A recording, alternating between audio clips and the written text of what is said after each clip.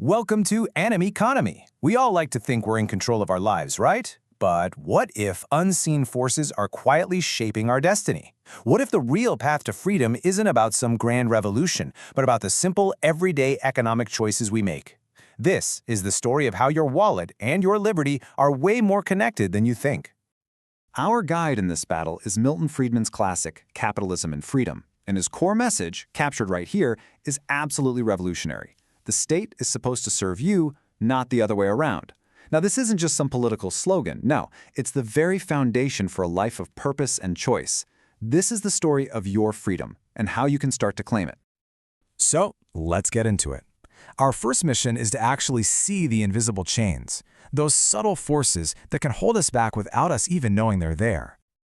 You know that feeling like you're running full speed into an invisible wall? Like some faceless system is making decisions for you? Well, according to Friedman, that's not just a feeling, it's a warning sign.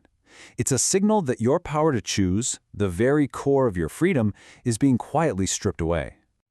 And these chains, they aren't made of iron. They're made of red tape. I mean, think about it. Needing a special license just to do a job you're good at, or a tariff that makes something you want to buy way more expensive. Friedman called these the unseen chains. They might seem like small, boring rules, but each one slams a door shut, limiting your options and your power to build your own future. So how are millions of us supposed to organize our lives together? Friedman says we're facing a really stark choice between two totally different paths. On one side, you've got central direction. Just picture an army, right? Orders come from the top, everyone has to conform, and power is in the hands of a few. But on the other side, you've got voluntary cooperation, the marketplace. Here, power is spread out and diversity is its fuel. New ideas, weird skills, unique tastes, they all have a home. It's the difference between being a pawn on a chessboard and being the player who decides the next move. And this is a really critical insight. Economic freedom isn't just about money or getting rich. Friedman argues it's the actual bedrock of all our other freedoms.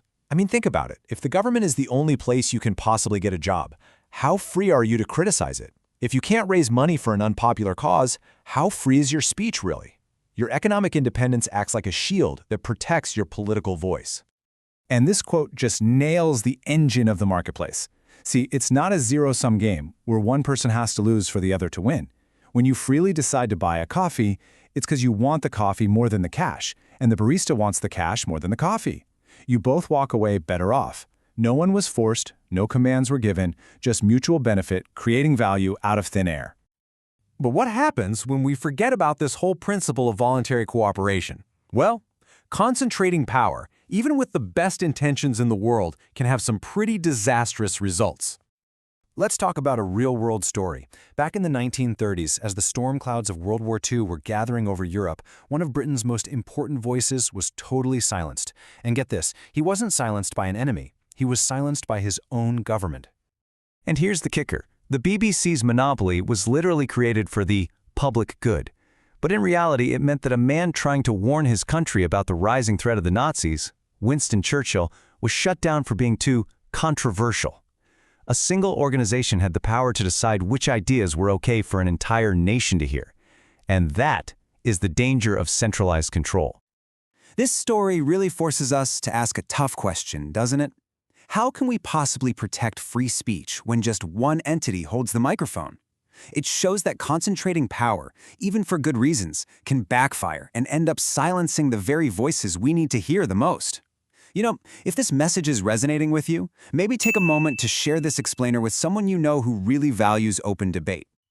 But in this battle for freedom, a totally unexpected hero emerges. A system that, honestly, doesn't care who you are, only what you can contribute. What Friedman argues here is, well, it's profound. He says the free market, just by its very nature, acts as this powerful shield for unpopular ideas and minority groups. And why does it do that? Because it's completely impersonal. This just illustrates the point perfectly. The market separates what you do from who you are, your politics, your religion, your race. It makes prejudice expensive. Think about it. An employer who refuses to hire the best person for the job because of their skin color is only hurting their own bottom line. The market doesn't magically erase prejudice, but it slaps a price tag on it, and that creates a powerful push towards tolerance. So what this all boils down to is that the very people who most need protection from the tyranny of the majority, The innovator with a crazy new idea, the dissenter who speaks an uncomfortable truth, the minority group, they find a powerful ally in the free market. It gives them a fighting chance to build a life and contribute, even when their neighbors might not agree with them. And so, we come to the final battlefield. And it's not in some government building or on a stock exchange floor. It's inside of you. It's about the choices you make, day in and day out. We hear it all the time, don't we? Trade a little bit of freedom for a little more security. Accept the rules, and you'll be safe. But Friedman challenges us to stop and ask, what is the true cost of that deal? What unseen potential, what future you do we sacrifice for the comfort of a path that's already laid out for us? Because at the end of the day, freedom isn't just about being free from something, like control. It's about being free for something, free to chase a dream, to take a risk, to build a life that is 100% your own. It's the open space where you get to practice responsibility and forge your own purpose. And that is the ultimate takeaway.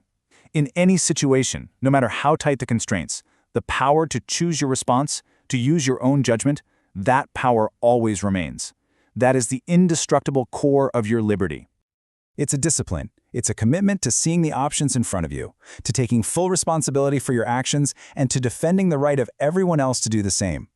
Freedom isn't something that's just handed to you, it's something that is earned every single day, in the quiet courage of your own choices. Thanks for watching. Don't forget to subscribe to Animeconomy and check the link in the description to get the book.